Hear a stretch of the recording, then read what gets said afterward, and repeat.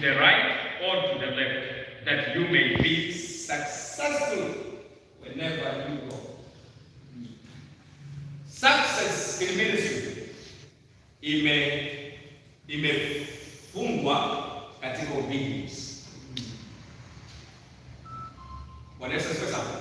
Mafanikio ya huduma imefungamanishwa pamoja na obedience. Hiyo unaweza ukataa, unaweza ukaibuka, ukataka kufanya kile ambacho unataka kufanya vile unavyotaka, lakini at the end of the day it will haunt your ministry. Kwa sababu gani? Imeshikamanishwa na obedience. Na Mungu anamwambia Joshua kwamba do not turn from it. Be careful to obey all the law my servant Moses gave you. Do not turn from it to the right or to the left, that you may be successful. For you to be successful, make sure that you remain vigilant, not to turn from the law that the Lord gave you. Na tunaona pia katika Great Commission, chapter number 28, verse number 19, anasema kwamba go make disciples of all nations, baptizing them in the name of the Father and of the Son and of the Holy Spirit, teaching them to observe or to obey all things I have commanded you, and lo, I am with you until the very end of the age. Sasa, how can you teach your congregation to observe the things the Lord has commanded you, wakati ambapo you are not observing the things the Lord himself commanded you?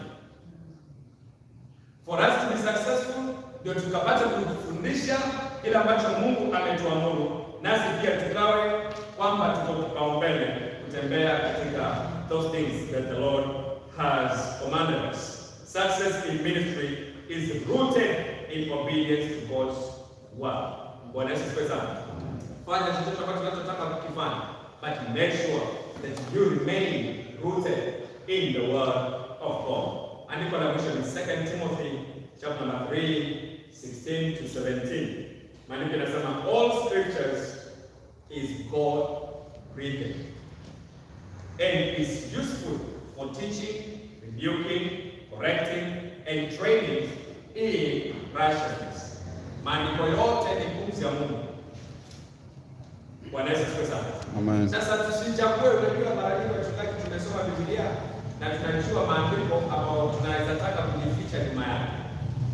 Tunataka kujitetea, tusije tukaonekana katika zile changamoto zile zingine.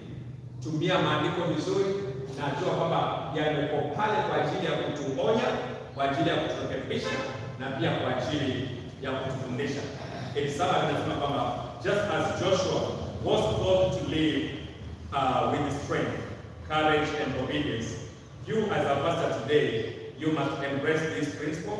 God's presence, unwavering faith and commitment to his word will ensure a fruitful and impactful ministry. Bwana Yesu asifiwe sana. How I wish ya kwamba baada ya siku mwingi tutaanza kuona mega churches, tutaanza kuona makanisa ambayo yanainuka, yanatoka katika viwango vimoja hadi viwango vingine. Unajuaje wakati Mungu yuko pamoja na wewe? Wakati ambapo unapiga hatua moja hadi hatua nyingine. Inamisha kichwa chako ni. Baba yetu na Mungu wetu, ninakushukuru maana Bwana kwa kipindi hiki umehimiza moyo wangu Bwana, nikapata kukumbusha watumishi wako habari hizi na jinsi ulivyokuhimiza mtumishi wako Joshua ya kwamba akapata kufaulu kutimiza kazi za wito uliokuwa umeiweka juu ya mtumishi wako Musa, naye akapata kuikamilisha. Niombe na moyo wangu ya kwamba Bwana kupitia katika mafundisho haya, angaa mtumishi wako mmoja Bwana atatiika moyo, yule ambaye alikuwa na kani kana kwamba anavunjika, Bwana msaidie tena tukaimarike zaidi. Sehemu ambayo Bwana tumekuwa hatujafanya vema, tusaidie ya kwamba tukapata kuwa aligned with your word katika chochote tunachokifanya, popote tulipo, kwa utukufu wa jina lako. Uinuliwe Mwokozi, ninaomba kwamba Roho wako Mtakatifu